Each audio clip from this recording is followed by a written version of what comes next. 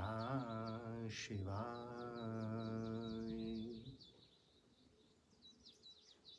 हे समस्त प्रिय आत्म मित्रों, प्रभु प्रेमी, गुरु प्रेमी, ध्यान प्रेमी आत्माओं, आप सबके भीतर विराजमान अविनाशी अनंत परम गुरु परमात्मा के श्री चरणों में हिमालय ऋषि का कोटि कोटि प्रणाम।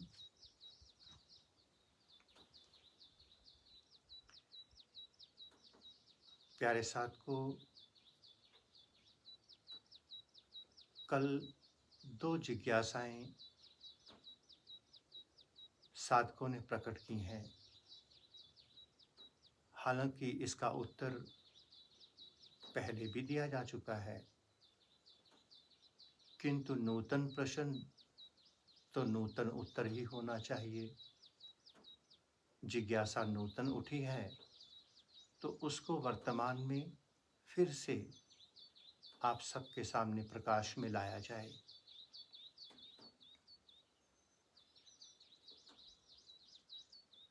एक साधक ने त्राटक के विषय में पूछा है, एक साधक ने भक्ति के विषय में पूछा है। क्या भक्ति से मोक्ष मुक्ति समाधि मिल सकती है? त्राटक क्या है? तो प्यारे साथ को आइए पुनः से हम कुछ जानकारी की ओर चलते हैं। सही सही दिशा में उठा हुआ एक कदम इंसान को मंजिल के काफी करीब ले जाता है। या तो हम भीतर से पूर्ण अज्ञानी हों, महाशून्य हों, तो परमात्मा के द्वार पे खड़े हैं। और अगर हम पूर्ण ज्ञानी हैं, विद्वान हैं, तर्क की कसौटी पर ज्ञान को कस कर चलते हैं, प्रमाण के साथ चलते हैं, तो भी हमारे द्वार परमात्मा के चरणों तक खुल सकते हैं। तो दो प्रश्न, उसी के साथ साथ एक बात और त्राटक के संबंध में पहले कहेंगे। प्यारे साथ को सिद्धि और प्रसिद्धि, ये दो चीजें हैं। सिद्धि और प्रसिद्धि, इसे बड़े ध्यान से सभी समझेंगे। त्राटक, त्राटक का अर्थ होता है किसी भी एक बिंदु पर अपनी पूरी ऊर्जा शक्ति को फोकस करना, जिसे हम एकाग्रता भी कह सकते हैं, कंसंट्रेशन भी कह सकते हैं। एक कंसंट्रेशन, एकाग्रता होती है भौतिक जीवन के लिए। जैसे कोई वैज्ञानिक है, कोई डॉक्टर, इंजीनियर, साइंटिस्ट, कोई विद्यार्थी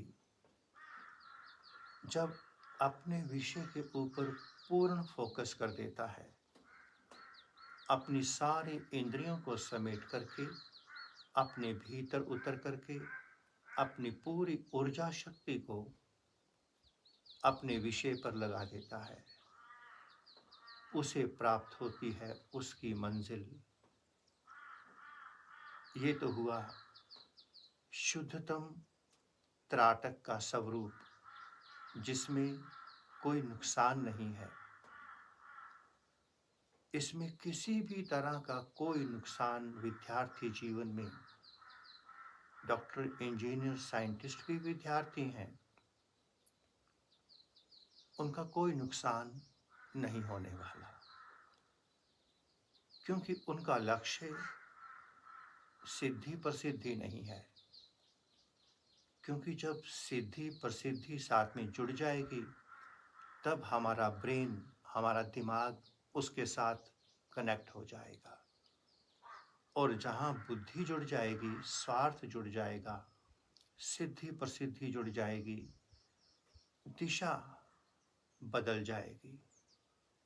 किंतु एक विद्यार्थी पूर्ण एकाग्रचित होकर अपनी पूरी चेतना को, पूरी ऊर्जा को अपने विषय पर लगा देता है, रिसर्च पर लगा देता है और पा लेता है अपनी मंजिल। ये तो हुआ शुद्ध त्राटक। ये त्राटक सभी करते हैं। पहली क्लास से लेकर पीएचडी तक जितने भी विद्यार्थी हैं, अनायास अकारण ही उनके जीवन में ये त्राटक चलता ही रहता है और वो अपनी मंजिल को पा भी लेते हैं। और एक और त्राटक है, जिस त्राटक के बारे में साधक ने अपनी जिज्ञासा प्रकट की है, उस त्राटक के बारे में हम आपको बताएं। जो हमने बताया वो उसकी जिज्ञासा नहीं थी, किंतु एक वास्तविक त्राटक के बारे में सबको जानकारी देना भी जरूरी था। दूसरा त्राटक, जिसके भीतर वासना छिपी है, भले ही हम किसी को ना बताएं। लोभ, लालच, प्रतिस्पर्धा, ईर्ष्या छिपी है। इसलिए जो त्राटक है उसे हिप्नोटिज्म कहा जाता है, सम्मोहन। त्राटक कैसे काम करता है? त्राटक का सीधा संबंध हमारे नेत्र ज्योति से है। नेत्र ज्योति से अनेकों प्रकार के त्राटक लोग करते हैं और त्राटक सिद्धि हो भी जाती है, क्योंकि सबसे आसान सिद्धि है त्राटक सिद्धि। कोई दीपक जला करके बैठता है, उसकी लौ पर अपना पूरा ध्यान रखता है। कोई दीवार पर एक छोटा सा बिंदु बना करके उस पर पूर्ण फोकस कर देता है और कोई चक्र बना देता है, 4 चक्र, 5, 6, 7 अलग अलग रंगों से। और कोई सूर्य के ऊपर त्राटक करता है, कोई चंद्रमा पे करता है, कोई किसी चीज पे करता है। पलक उसमें झपकनी नहीं होती। आज 10 मिनट किया, कल 11 मिनट, फिर 12 मिनट, फिर 15 मिनट, ऐसे त्राटक की अवधि बढ़ाई जाती है। कुछ लोग शीशे में खड़े होकर के त्राटक करते हैं। शीशे को अपने सामने रखते हैं, दर्पण को, और उस दर्पण में अपने शिवनेत्र पर या दर्पण में ही एक कोई बिंदु बिंदी लगा देते हैं, उस पे ध्यान लगाते हैं, त्राटक करते हैं। जब हम इस प्रकार का त्राटक करते हैं तो उससे हमारे नेत्रों में एक विशेष चमक आने लगती है, चमक, तेज आने लगता है और हमें नहीं पता चलता कि उस तेज का क्या दुष्प्रभाव होगा। जब हम 20, 21 दिन, 41 दिन लगातार एक त्राटक पे काम करते हैं तो हमारे नेत्रों में जो तेज पैदा होता है, फिर हम किसी और के नेत्रों में देखते हैं तो वो इंसान हिप्नोटाइज हो जाता है, सम्मोहित हो जाता है हमारे प्रति, और हम फिर उसका उपयोग करते हैं। त्राटक का अध्यात्म में कोई लाभ नहीं है, नुकसान ही नुकसान है प्यारे साथ को। अगर आप समझते हैं कि त्राटक आध्यात्मिक जगत में बहुत बड़ी उपलब्धि है, हमने अनेकों बार एक बात सबसे शेयर करी, सिद्धि राम नाम में सबसे बड़ी बाधा है। आप कोई भी सिद्धि करना, त्राटक भी सिद्धि है।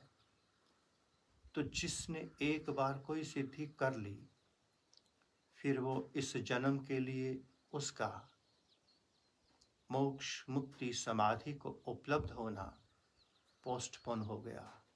उसका ये जन्म व्यर्थ चला गया। अब उसके पास इकट्ठा होगा धन, वैभव, समाज, संसार, प्रलोभन जो कि उसे लेके जाएंगे पतन के मार्ग पर। एक साधु संत अगर सच में तपस्या करता है तो उसके नेत्र बंद होते हैं। वो अपनी ऊर्जा कहीं खर्च नहीं करता और उसके चारों ओर साधुता की पहचान, तपस्वी की पहचान। जैसे जैसे संत तपस्या करता है, परमात्मा उसके सामने प्रकट होने लगता है। और जब परमात्मा रूपी अग्नि प्रकट होगी तो चारों ओर कोई भी माया खड़ी नहीं हो सकती। एक सिद्ध होते हैं, एक सिद्धि करने वाले होते हैं। जैसे त्राटक के बारे में किसने पूछा, जिसकी इच्छा है करे, स्वतंत्र है। दर्पण पे करो, ज्योति पे करो, दीवार पे करो, सूर्य पे करो, चंद्रमा पे करो, किसी भी वस्तु पर टकटकी लगा करके लगातार देखना बिना पलक झपके त्राटक है। और उसका प्रमाण भी मिलता है कि हाँ, त्राटक अब सिद्ध हो गया। फिर उस सिद्धि से इंसान शुभ कार्य तो कर ही नहीं सकता, अशुभ कार्य उससे बहुत होते हैं, बहुत होते हैं। तो ये तो हुआ त्राटक अपने पतन का। अब हम चलेंगे भक्ति की ओर। एक साधक ने प्रश्न किया था, क्या भक्ति के मार्ग पर चलकर मोक्ष, मुक्ति, समाधि नहीं मिल सकती? हाँ प्यारे साधकों, परम सत्य है, मोक्ष, मुक्ति, समाधि नहीं मिलेगी।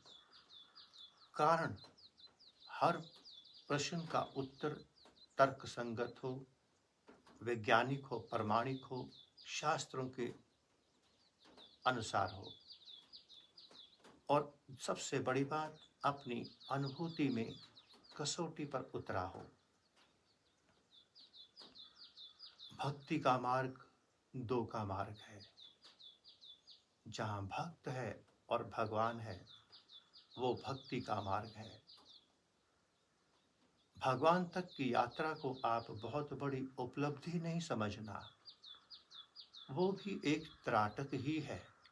जैसे स्वामी रामकृष्ण परमहंस माँ काली के साथ कनेक्ट हो गए, लगातार पूर्ण समर्पित होकर उनके साथ जुड़े रहे, उनकी भक्ति करते रहे।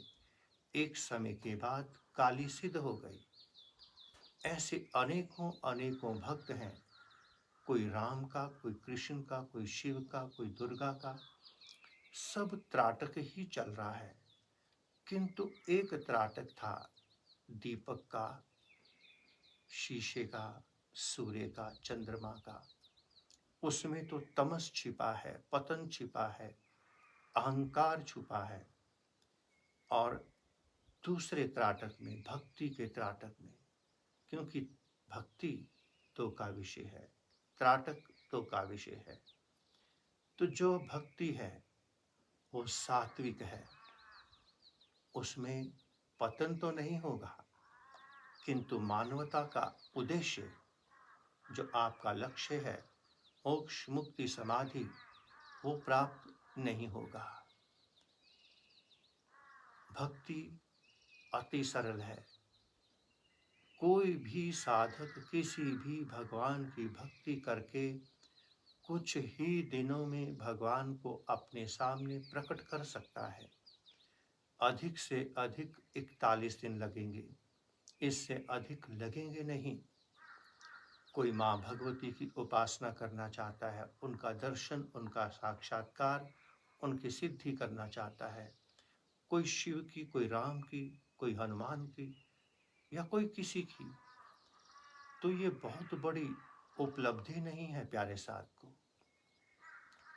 जब तक दो हैं, जहाँ तक दो हैं, वहीं तक आंगनवाड़ी का संसार है।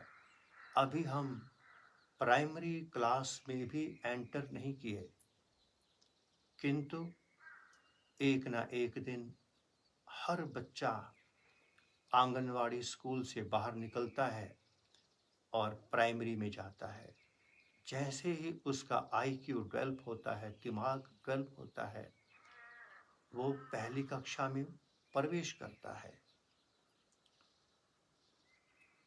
ध्यान, भक्ति, त्राटक, इनमें बड़ा अंतर है। ध्यान अकेले का विषय है, जहां आप अकेले हैं। परमात्मा तो आपके अंग संग है ही, किंतु वो दिखता नहीं है, इसलिए आप अकेले हैं। भगवान की भक्ति में आपके पास मंत्र भी है, पूजा भी है, क्रिया भी है, उसकी सूरत मूर्त भी है। आप दो में आप सब जानते हैं, बात नई नहीं है। स्वामी रामकृष्ण परमहंस को निरंतर काली के दर्शन होते ही रहते थे। काली सिद्ध कर ली थी। अगर आप इसे भक्ति कहें, सिद्धि कहें, कोई अंतर नहीं। त्राटक कहें, कोई अंतर नहीं। अगर उनके जीवन में उनके गुरुदेव का आवरण ना होता, उतरना ना होता, संत तोतापुरी का आगमन ना होता, तो उनका ये जीवन पूर्ण व्यर्थ हो जाता। रुक गए थे। हमने कहा 41 दिन की साधना कर लीजिए, भगवान आपके सामने, केवल आपके लिए, भगवान आपके सामने। आपको लगेगा मुझे मेरी मंजिल मिल गई। हमारे शास्त्र कहते हैं, संत ऋषि मुनि कहते हैं, परमात्मा तो अनादि अनंत का विषय है, तो फिर मंजिल कैसे मिल गई? मंजिल कैसे मिल गई? अनेकों साधक लोग, भक्त कहते हैं भगवान गृहस्थ आश्रम में मिलता है। 100% सही कहते हैं। भगवान और परमात्मा दोनों बहुत अलग हैं। एक बिंदु है, एक सिंधु है, एक सूक्ष्म है, एक विराट है।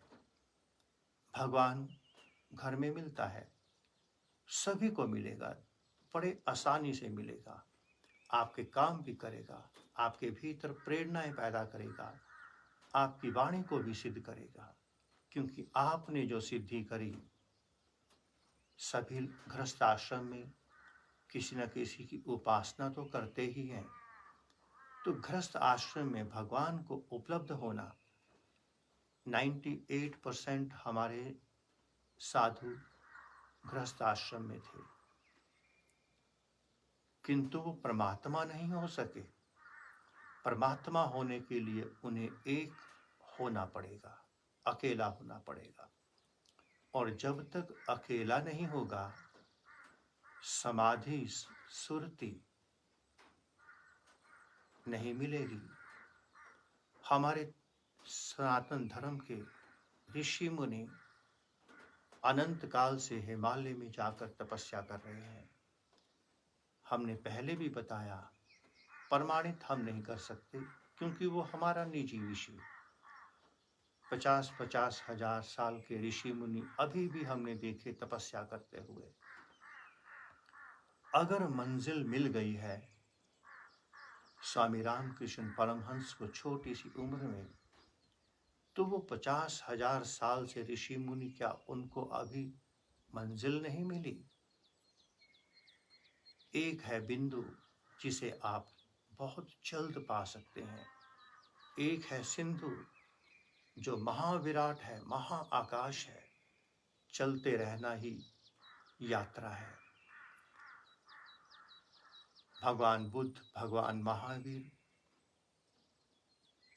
हम जैसों से लाखों करोड़ों गुना अधिक बुद्धिमान थे। अगर घर में मिलता तो अपने महल के भीतर एक कमरे में ध्यान मंदिर बना करके बाहर नौकर चाकर खड़ा कर देते और अपनी ध्यान साधना करते। वो जानते हैं घर में भगवान की उपलब्धि हो सकती है। आत्म साक्षात्कार, समाधि, ध्यान, सुरति नहीं मिल सकता। उन्होंने जाना कि आखिर कारण क्या है। हमारे सारे ऋषि मुनि, सिद्ध दिव्य ऋषि मुनि जंगलों की ओर, हिमालय की ओर चले गए, शांत एकांत स्थान की ओर चले गए। अगर घर में मिलता, अगर मैं कहूं कि परमात्मा घर में मिलता है, तो इसका मतलब बुद्ध, महावीर, दिव्य ऋषि मुनि, सिद्ध ऋषि मुनि, उनके पास बुद्धि नहीं थी, तपस्या नहीं थी, अकल नाम की कोई चीज नहीं थी। तभी करके तो वो घर से निकल गए, कंदराओं में चले गए, अपने सुखों के महल छोड़ करके कष्टपूर्ण जीवन जीने के लिए तपस्या में उतर गए। अकल नहीं थी उनको। अगर मैं कहूं कि परमात्मा घर में मिलता है,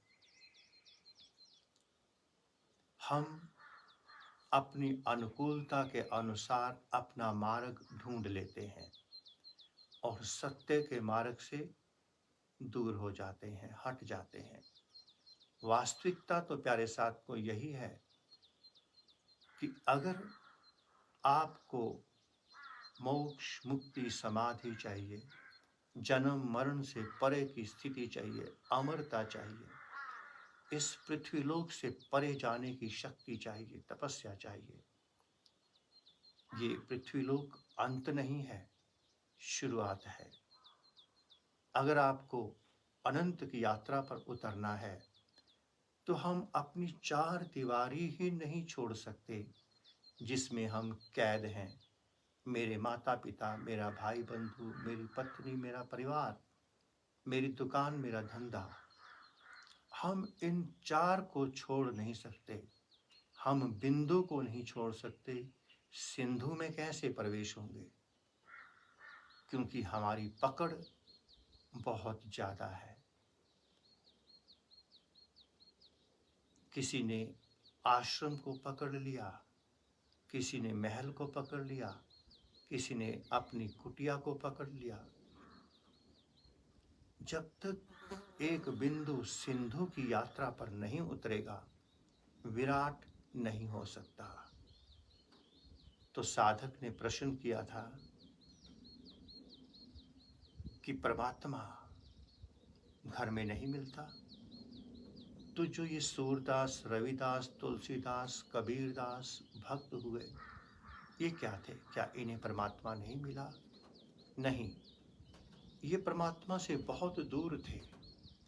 भक्ति इनका मार्ग, कविताएं लिखना, भजन गाना। आप देखना, इन्होंने जितने भी भजन गाए या लिखे, एक लाइन के साथ पीछे वाली लाइन मैच करके लिखी। कबीरा मन निर्मल भयो जैसे गंगा नीर, पीछे पीछे हरि फिरे कहत कबीर कबीर। अर्थात वो दोहे लिखते थे, इस प्रकार के कवि थे, दो के साथ जुड़े रहे। जितने भी भक्त थे, दो के साथ जुड़े रहे। और जब कोई ध्यान की तरफ मुड़ता है, वो अपने इस शरीर से भी अलग होना शुरू हो जाता है। उसके शब्द विदा होने लगते हैं, भीतर का मौन प्रकट होने लगता है। भीतर अनंत संपदाएं छुपी पड़ी हैं। भक्त ने भीतर की संपदाओं को जगाने का कभी प्रयास नहीं किया। एक साधक है, असली तपस्वी, असली साइंटिस्ट, असली ऋषि, जो बाहर से भीतर मुड़ गया। उसने भीतर की संपदाओं को उघाड़ना शुरू किया। एक रिद्धि सिद्धि बाहर है, जिसे हर इंसान करता है। कोई यक्षिणी की कर रहा है, कोई लक्ष्मी की कर रहा है, कोई सरस्वती की कर रहा है, कोई किसी की कर रहा है। जब कोई साधक भीतर उतरता है ध्यान में, उसकी ऊर्जा शक्ति मूलाधार से अपलिफ्ट होने लगती है। मूलाधार चक्र खुलने लगता है। मूलाधार चक्र में ही अनेकों रिद्धियां सिद्धियां विराजमान है, सुषुप्त पड़ी है। ध्यान की गहराइयों में उतरते ही ध्यान की अग्नि से, ध्यान के तेज से एक एक रिद्धि सिद्धि उजागर होने लगती है। किंतु ये वो रिद्धियां सिद्धियां नहीं है जो भौतिक जगत की हैं। ये रिद्धियां सिद्धियां साधक को अध्यात्म जगत की ऊंचाइयों पर ले जाती है। अध्यात्म जगत की भीतर ओंकार की ध्वनि 24 घंटे बज रही है, किंतु मुझे क्यों नहीं सुनाई देती? क्योंकि मैं बाहर के ओम में लगा हूं। भीतर अनेकों प्रकार के दिव्य वाद्य बज रहे हैं। 24 घंटे मां सरस्वती अनेकों प्रकार के वाद्यों को बजा रही है। मुझे क्यों नहीं सुनाई देते? क्योंकि मुझे बाहर के संगीत में रस आता है। अभी मैं बाहर के संगीत में लगा हूं।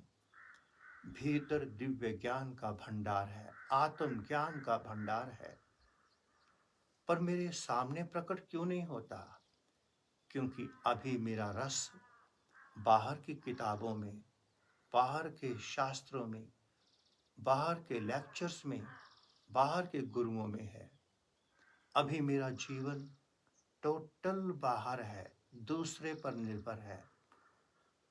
अभी मैंने अपने भीतर बैठे परम गुरु परमात्मा को प्रणाम नहीं किया। अभी मैं उसकी शरणागत नहीं हुआ। बाहर मैंने अनेकों गुरु ढूंढे, अनेकों को नतमस्तक हुआ, अनेकों को प्रणाम किया, अनेकों की सुनी। उसने क्या दिया? कभी कोई लेक्चर, कभी कोई किताब, कभी कुछ, कभी कुछ। एक गुरु मेरे भीतर भी बैठा है, परम गुरु परमात्मा, मां भगवती कुंडलनी शक्ति। वो जन्मों से मुझे पुकार रही है, मेरे को सुनो, वापिस मुड़ो मेरी ओर, शांत होकर बैठ जाओ मेरे चरणों में, मेरी गोद में। मेरे पास अनंत भंडार है दिव्य ज्ञान का। मैंने अपने भीतर के परम गुरु परमात्मा की आवाज कभी नहीं सुनी। कभी संकेत मिला भी तो उसे भी नजरअंदाज कर दिया। दौड़ता रहा तो बाहर के गुरुओं के पीछे, मन के पीछे। इसीलिए पूरा जीवन असंतुष्टता में चला गया। कभी सेटिस्फैक्शन नहीं मिली। एक साधक ने परसों प्रश्न किया था कि स्वामी जी, बहुत ध्यान करता हूं पर भीतर शांति नहीं है, शांति नहीं है। प्यारे साधकों, आप ध्यान करते ही कहाँ हैं? आप तो संसार का, ज्ञान का चिंतन मनन मंथन करते हैं। 10 मिनट आप ध्यान का क्या काम है? ध्यान आपके भीतर झाड़ू लगाता है, आपके घर की सफाई करता है। मैंने 10 मिनट ध्यान किया, 10 मिनट बैठकर अपने घर की सफाई की। उसके बाद 2 घंटे एक लेक्चर सुन लिया, 2 घंटे अपने भीतर को भर दिया। 10 मिनट सफाई की, 1 घंटा 50 मिनट और भीतर भर दिया। संसार एक छोटे से एग्जाम्पल से समझना, हालांकि ये एग्जाम्पल पहले अनेकों बार सुनाया जा चुका है।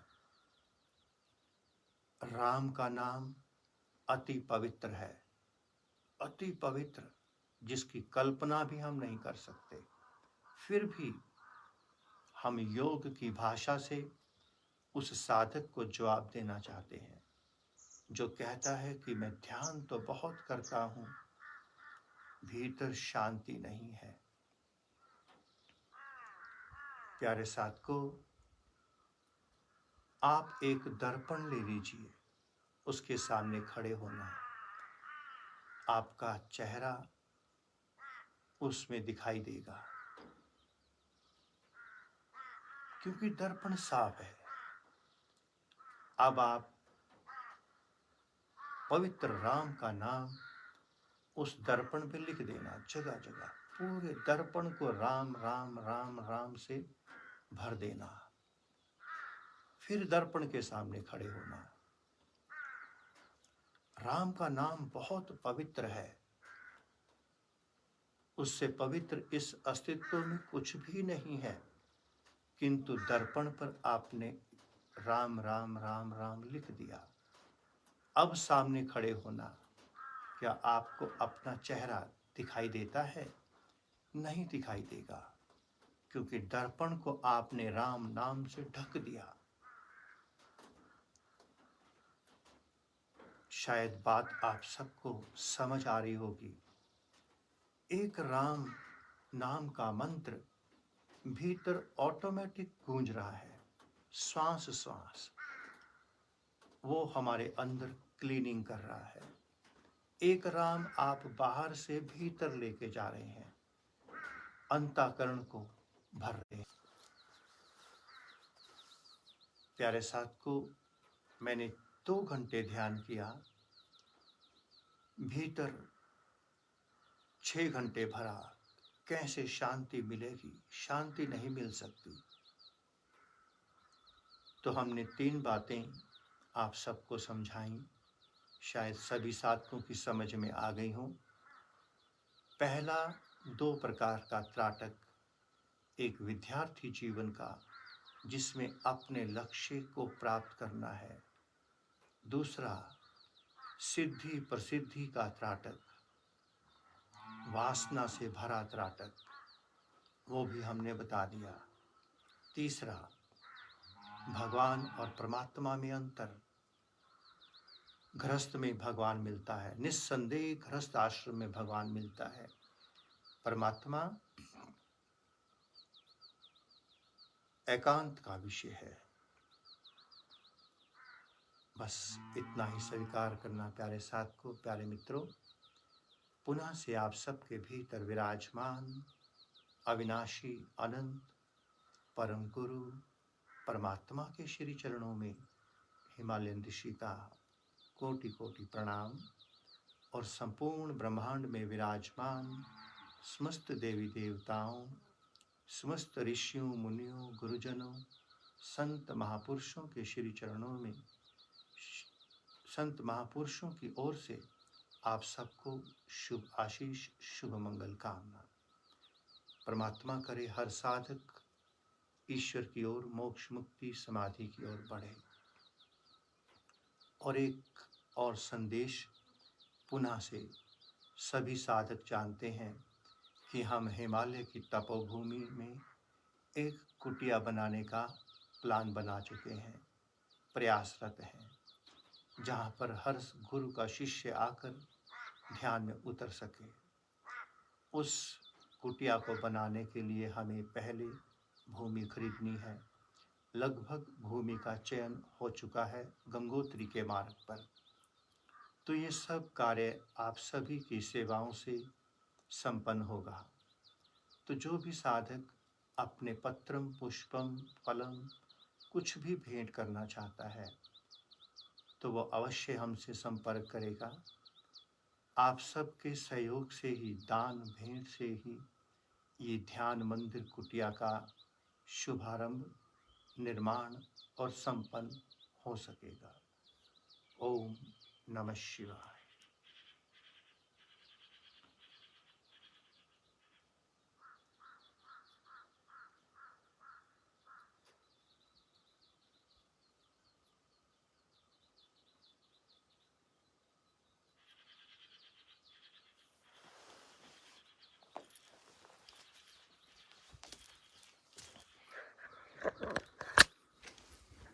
ओम नमः शिवाय। हरि ओम नमः शिवाय। ओम नमः शिवाय।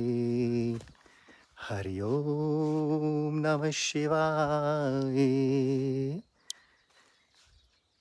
पंकज वेदांता जी, आपको बहुत बहुत धन्यवाद। आपने ध्यान मंदिर कुटिया के लिए अपना बहुत बड़ा सहयोग दिया, और जब हमने रिक्वेस्ट डाली थी तो सर्वप्रथम आपने ही कहा था कि मैं सबसे पहले इस पुण्य कार्य में भाग लेना चाहता हूँ, और आपने तुरंत उसको किया भी। इसके लिए आपको धन्यवाद। और आपके साथ-साथ अनेकों और साधकों ने भी अपनी सेवाएं यथासंभव अर्पण की हैं। भगवान की कृपा से, भगवान शिव की कृपा से, आप सबके सहयोग से बहुत जल्द गंगोत्री के मार्ग पर जो हमने जगह देखी है, वो लेकर के कुटिया का शुभारंभ करने का प्लान करेंगे। अभी इतना फंड नहीं हुआ क्योंकि ज़मीन वो 25 से 30 लाख की है और करीब अभी 4 लाख के आसपास इकट्ठे हुए हैं। 3 लाख। अनुभव वर्मा जी जो हमारे मित्र हैं, उन्होंने भी कहा है कि हम अपनी सेवा अर्पण करेंगे बहुत जल्द। तो जब हमारे पास थोड़े और हो जाएंगे तो हम बहुत जल्द उस जगह को ले लेंगे, और अगर थोड़े कम हुए तो हम कोई और छोटी जगह लेने का प्रयास करेंगे। किंतु हिमालय की तपोभूमि में अवश्य कुटिया बनाएंगे जहां आकर के साधक अपनी भक्ति, साधना, ध्यान, भजन करके मोक्ष, मुक्ति, समाधि को उपलब्ध हो सकें। हमारा प्रयास, हमारी प्रार्थना और आप सबकी सेवा अवश्य रंग लाएगी।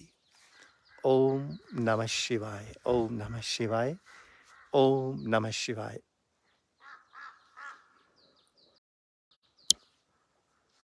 ओम नमः शिवाय।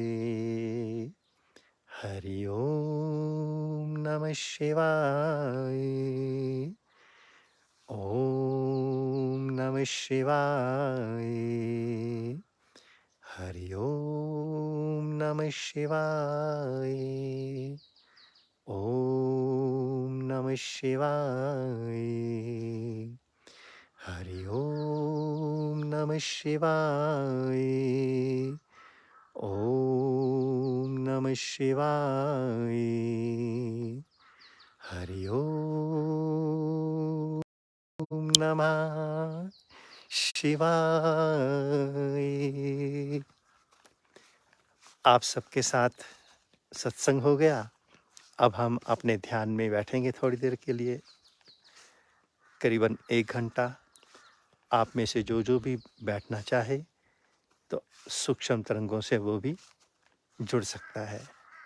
तो अब पूरे 5 मिनट के भीतर हम ध्यान में उतरेंगे। ओम नमः शिवाय।